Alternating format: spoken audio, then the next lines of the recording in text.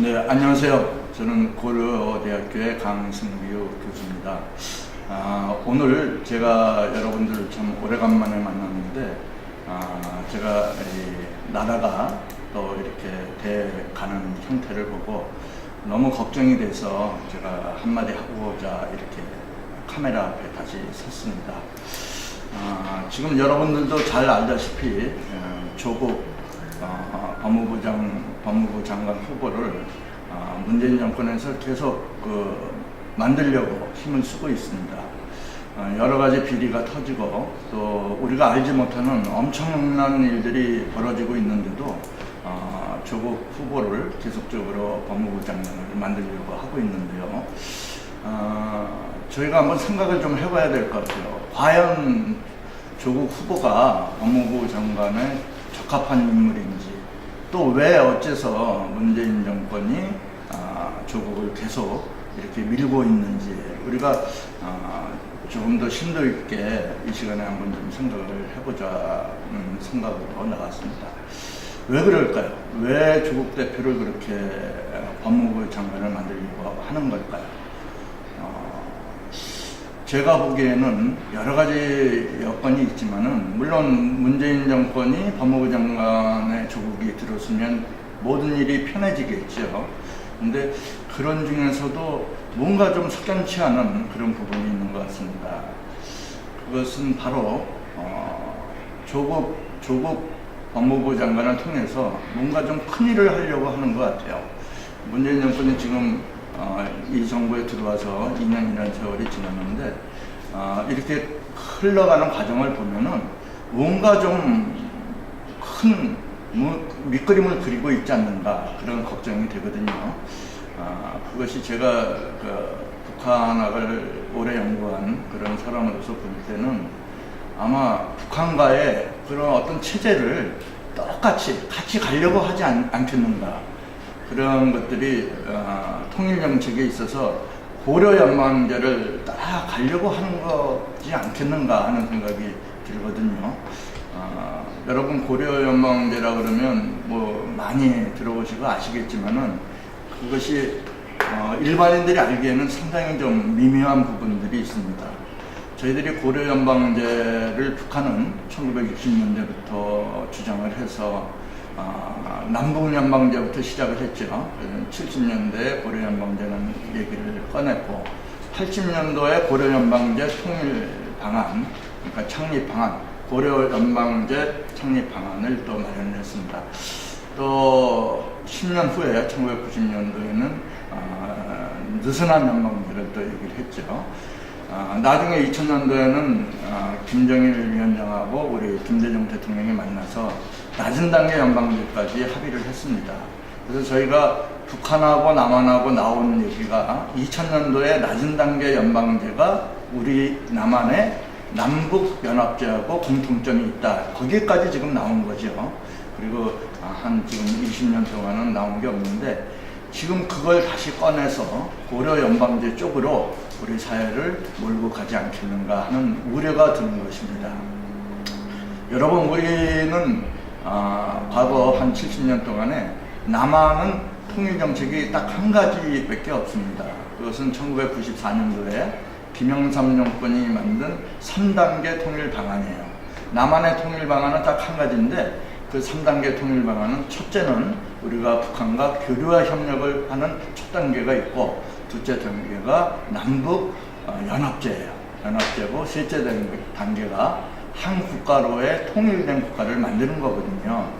근데 여러분, 어떻게 됐습니까? 1945년 이래 여태까지 70년 동안에 우리는 북한하고 교류와 협력 단계조차도 지금 벗어나지 못한 상태에 있는 거죠. 그 이유는 딱 한 가지예요. 북한의 도발과 테러 때문에 지금 이렇게 된 것이죠. 그리고 계속 북한이 말을 바꾸기 때문에 우리가 그런 신뢰의 관계를 지금 쌓고 있지 못하고 있다, 이렇게 보면 되겠습니다. 북한은 우리와는 달리 많은 시기를 지나면서 제가 말씀드린 대로 남북 연방제, 고려 연방제, 고려민주공화국 창립 방안, 또 낮은 단계 연방제, 또 느슨한 연방제, 이렇게 쭉 흘러왔거든요. 그래서 북한은 일관되게 고려 연방제를 주장을 하고 있습니다. 근데 저희 문재인 대통령이 아주 공식 석상에서 뭐 자세히 말씀드리면 김대중 대통령 서거 3주년 추도식에서 연사로 나와서 이런 말씀을 하셨어요. 김대중 대통령의 의지를 받들어서 연방제를 꼭 해야 됩니다. 고려 연방제를 하는 것이 나의 소원입니다. 그런 말씀을 하셨고 또 몇 차례에 걸쳐서 연방제를 하겠다는 굳은 뜻을 많이 보이셨습니다. 그런 와중에 우리가 또 조국 후보를 계속 밀어서 지금 법무부 장관을 만들려고 하거든요. 과연 이러한 뜻이 어떤 그런 관계가 있는 것인가, 그런 것을 제가 좀 생각해 볼 때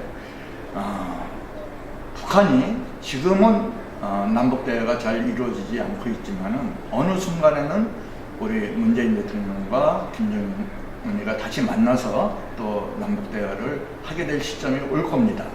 그렇게 되면은 분명히 문재인 대통령이 연방제를 끊을 수가 있겠다. 저는 그렇게 보고 있어요. 그렇게 돼서 김정은 위원장하고 문재인 대통령이 서로가 비밀스럽게 아니면 공개적으로 정상회담에서 합의를 할 수 있는 것이죠. 그죠? 그래서 발표를 할 수 있는 거예요. 두 분이 공동 발표문을 통해서 북한의 연방제를 주축으로 해서 연방제 통일을 남과 북이 하겠다. 앞으로 그렇게 추진을 하겠다고 발표를 했을 경우 과연 어떻게 될 것 같습니까?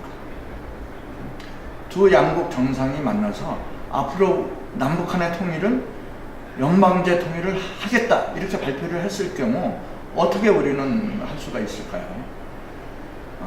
우선 그러한 두 사람의 합의 법안이 이것이 과연 법적으로 유효한 것인가, 아니면 이것이 두 사람이 일방적으로 한 것이기 때문에 유효하지 않은 것인가, 또 국민의 그런 뜻을 받은 것인가, 또 우리 국회의 인정을 받아야 되는 것인가, 안 돼야 되는 것인가, 여러 가지 법적인 문제가 발생된다고 봅니다. 그럴 때 가장 중요한 사람이 누구겠어요? 바로 법무부 장관이 그 일을 할 수 있는 겁니다. 법무부 장관이 두 양국 정상이 이렇게 발표를 했는데 이것은 대한민국 국민이 따르면 된다. 적법한 것이다. 우리는 그대로 쫓아가면 됩니다. 우리는 위법사항이 없습니다. 이렇게 만약에 그렇게 결정을 내리고 발표를 하게 되면 과연 우리 국민들이 그걸 제지할 수 있는 그런 어떤 방도가 있을 것인가, 저는 그게 걱정이 되는 것이죠. 그래서 문재인 정권이 무슨 어떠한 여타의 어려움이 있더라도 조국 후보를 법무부 장관으로 임명하지 않겠는가, 그런 생각을 합니다. 정상적으로 법대를 나오고 또 사법고시를 보고 또 판사나 검사 생활을 하신 분이 정상적으로 법무부 장관이 된다면은 저희는 걱정은 안 해도 되죠. 그분이 양국 정상이 비밀리에 또는 공개적으로 그렇게 합의한 사항을 적법하다고 할 수가 없는 것이지요. 그러나 조국 씨가 되면 어떻게 되겠습니까? 여러분, 조국은 산업행이라는 국가 정복을 하려는 그런 단체에서 그것도 가장 중요한 강령을 만든 사람이에요. 강령실장입니다. 그 산업행의 사회과학원의 강령실장이에요. 이념과 사상을 만들었던 그런 사람이거든요. 근데 그런 사람이 법무부 장관이 돼서 과연 어떤 식으로 연방제를 받아들일 것인가. 그래서 보지 않아도 뻔한 상황이 될 것 같습니다. 그래서 걱정이 되는 것이고요. 제가 한 가지 덧붙이면 연방제라는 것을 제가 잠깐 설명을 좀 해드리고자 합니다. 연방제라는 것은 우리가 여러 가지 통일 정책이 있는데 연방제는 쉽게 얘기해서 일시적으로 한 번에, 그리고 가장 정치적인 그 통일 정책이 연방제입니다. 다시 말해서 최고민족회의라는 회의를 만들어 놓고 남과 북이 한순간에, 딱 한순간에 자기가 갖고 있는 모든 권한을 내려놓는 거예요. 국가는 어떤 권한이 있을까요? 외교권이 있겠죠. 군사권이 있고 내정권이 있고, 그러한 모든 권한을 최고민족회의에 한 번에 다 주고 남과 북은 실권이 없어지는 겁니다. 자, 그렇게 되면 최고인민회의 구성이 중요한데 최고인민회의 구성을 북한은 계속 지속적으로 700명을 하자고 합니다. 그 700명이 어떤 구성이냐? 300명이 북한이고 300명이 남한이에요. 남과 북의 사회단체 또는 정당의 주요한 사람들이 300명이 들어가는 거죠. 그리고 한 100여 명 정도가 해외 동포가 들어가게 됩니다. 해외 동포도 북한은 1940년대 이후로 많은 작업을 해왔어요. 그래서 그 친북적인 인사들을 많이 유치하고 있습니다. 그래서 700명이 돼서 그 민족회의에서 사사건건 이런 회의를 하게 됩니다. 그렇게 되면 북의 300명은 아주 일치된 견해를 보일 거고요. 남한의 300명은 어떻게 됐습니까? 지금도 분열이 심한데 거기서 일치적인 얘기가 나올까요? 그 중에 반은 아마 북한 편을 들을 겁니다. 그럼 450명에 또 해외 동포 100명, 550명이 북한 편을 들게 되죠. 우리 쪽을 지지하는 편은 한 150명 이 내외가 될 겁니다. 거기에 더 중요한 것은 북한의 통일전선 전략이에요. 소위 얘기하는 3명이 있을 때 2명이 편을 먹고 한 사람을 제거하고 나머지 또 자기를 도와줬던 한 사람까지 제거하는 북한의 숙청 전략이 바로 통일전선 전략입니다. 김일성이가 1945년 북한에 들어와서 1975년까지 그 독재 수령 체제를 만들기까지 10여 차례의 그런 숙청 작업을 했습니다. 그것이 다 통일전선 전략이에요. 그 전략을 북한은 누구보다도 잘 쓸 수 있는 그런 국가거든요. 그렇게 되면 우리는 민족회의에 들어가는 순간에 나라를 잃게 되는 겁니다. 더 중요한 것은 이념과 사상이 달라요. 북한과 남한이 다른데 어떻게 연방이 됩니까?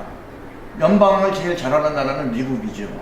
미국은 워싱턴 DC에서 정치를 하고 50개 주가 다 경제활동만 하고 있는 거예요.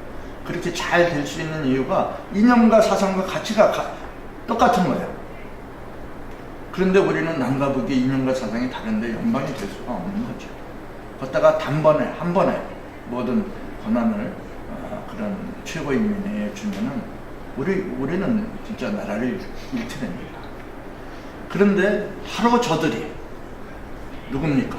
문재인 정권과 조국과 또 그런 좌파 세력들은 바로 모든 거의 핵심 골이 바로 연방제입니다. 그래서 연방제로 가려고 모든 걸 수순을 밟고 있는 거예요. 그래서 저희 국민들이 그런 부분들을 좀 잘 인식을 하고 또 우리 같은 전문가들이 그걸 잘 홍보를 해서 절대 나라가 우리가 어떻게 만든 나라입니까? 진짜 피와 땀으로 흘린 이런 대한민국을 헛되이 좌파들한테 또 그 북한의 어떤 사상 가치 신념을 그런 신봉하는 그런 좌파들한테 우리가 이 대한민국을 거저로 넘겨서는 절대 안 되겠습니다. 저는 그런 간절한 마음으로 좀 오래간만에 마이크에 섰는데요. 여러분들 이 영상을 좀 보시고 또 여러분들한테 알려서 우리 대한민국이 좀 위험하지 않도록 좀 안심하고 밤잠을 잘 수 있도록 서로 좀 같이 협력했으면 합니다. 앞으로도 좋은 기회에 또 이런 좋은 말씀들을 갖고 다시 여러분들을 찾아뵙겠습니다. 감사합니다.